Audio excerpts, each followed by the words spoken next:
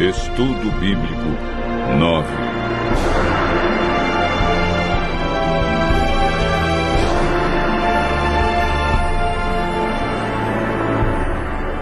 A verdade sobre a morte.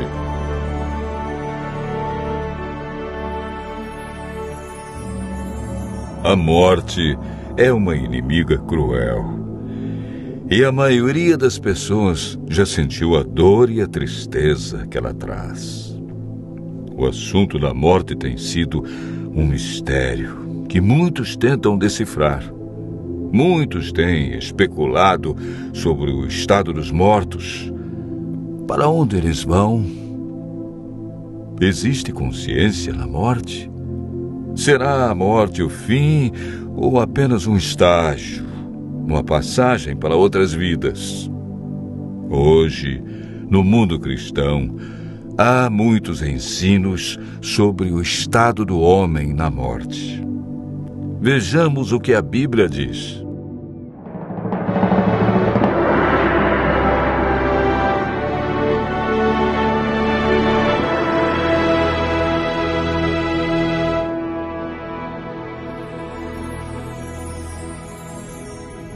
Antes de compreendermos o estado do homem na morte, precisamos entender a origem da vida.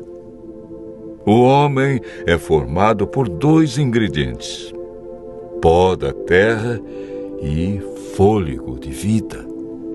A união desses dois elementos resulta em vida. Gênesis, capítulo 2, verso 7, declara: Então formou o Senhor Deus ao homem do pó da terra e lhe soprou nas narinas o fôlego de vida, e o homem passou a ser alma vivente. É importante notar que o homem, ao ser criado, não recebeu uma alma, mas se tornou alma vivente. Isto significa que quando falta um desses dois elementos, pó ou fôlego, a alma morre. Ezequiel afirma claramente em seu livro no capítulo 18, verso 4.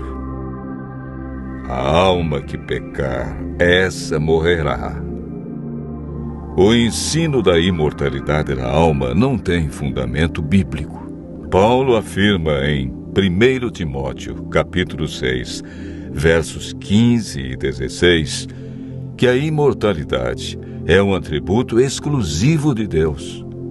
A Bíblia é clara em afirmar em Gênesis capítulo 3, verso 4, que a teoria de vida após a morte é um dos enganos do inimigo de Deus. Essa ideia foi propagada ao longo dos séculos através de influências pagãs e introduzida no cristianismo durante a Idade Média.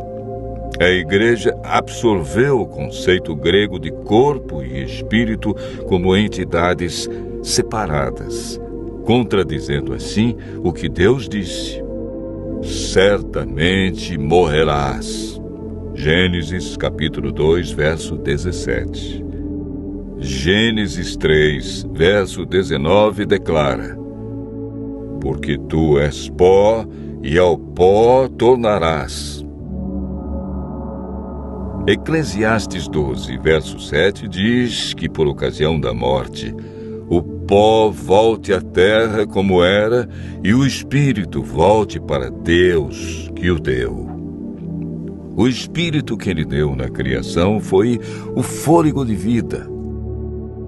A palavra espírito, que vem do hebraico ruach, ou nechamar, e do grego pneuma, é empregada centenas de vezes na Bíblia.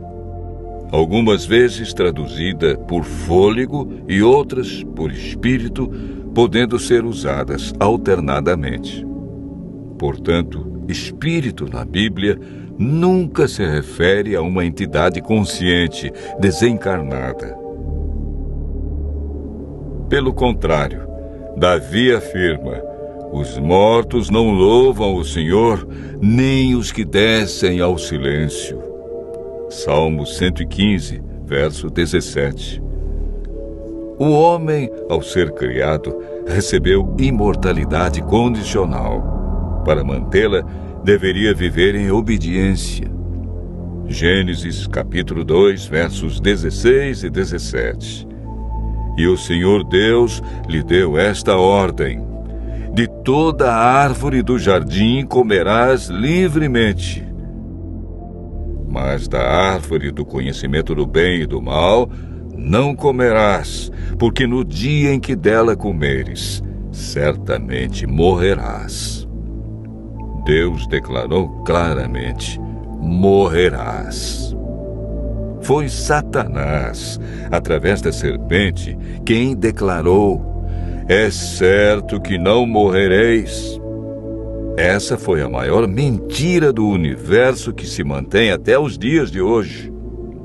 Adão e Eva conheciam apenas um mundo cheio de vida, e a morte era um mistério. Eva desobedeceu a Deus, comeu do fruto proibido e o deu a Adão. Como resultado, o que Deus disse se cumpriu. A morte, a dor e o sofrimento passaram a existir. Após o pecado, herdamos uma natureza egoísta que não tem prazer em estar na presença de Deus. Lemos em Eclesiastes 9, versos 5 e 6. Os vivos sabem que hão de morrer, mas os mortos não sabem coisa nenhuma, nem tampouco terão eles recompensa, porque a sua memória jaz no esquecimento. Amor, ódio e inveja para eles já pereceram. Para sempre não têm eles parte em coisa alguma do que se faz debaixo do sol. A Bíblia diz que os mortos não sabem coisa alguma, portanto, não podem se comunicar com os seres vivos e nem os vivos com eles. A pessoa, quando morre, permanece na sepultura em um estado de inconsciência. Jesus considerou a morte como um sono. Antes de ressuscitar a Lázaro, afirmou: nosso amigo Lázaro adormeceu, mas vou despertá-lo. Jesus apresenta a solução para a morte em João, capítulo 5, versos 28 e 29. Não vos maravilheis disto, porque vem a hora em que todos os que se acham nos túmulos ouvirão a sua voz e sairão, os que tiverem feito o bem para a ressurreição da vida, e os que tiverem praticado o mal para a ressurreição do juízo, que ocorrerá após os 1000 anos. O que receberão aqueles que participarem da primeira ressurreição, a ressurreição da vida? 1 Coríntios, capítulo 15, versos 51 a 53, declara: eis que vos digo um mistério. Nem todos dormiremos, mas transformados seremos todos, num momento, num abrir e fechar de olhos, ao ressoar a última trombeta. A trombeta soará, os mortos ressuscitarão incorruptíveis, e nós seremos transformados.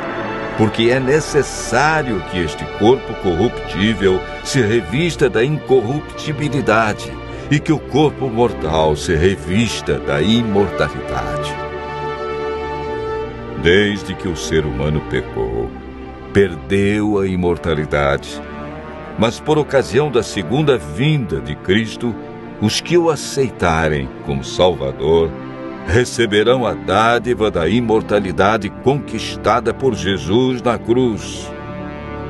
João afirma, e o testemunho é esse, que Deus nos deu a vida eterna, e esta vida está no seu Filho. Aquele que tem o Filho tem a vida. Aquele que não tem o Filho de Deus não tem a vida. Cristo promete que o vencedor de nenhum modo sofrerá o dano da segunda morte. Aqueles que aceitam a Cristo e a salvação que Ele traz experimentarão a alegria indescritível por ocasião de sua vinda. Desfrutando felicidade plena, passarão toda a eternidade em companheirismo com seu Senhor e Salvador. Continue ouvindo a voz de Deus e seguindo a sua palavra, e desfrute pela fé a esperança da imortalidade.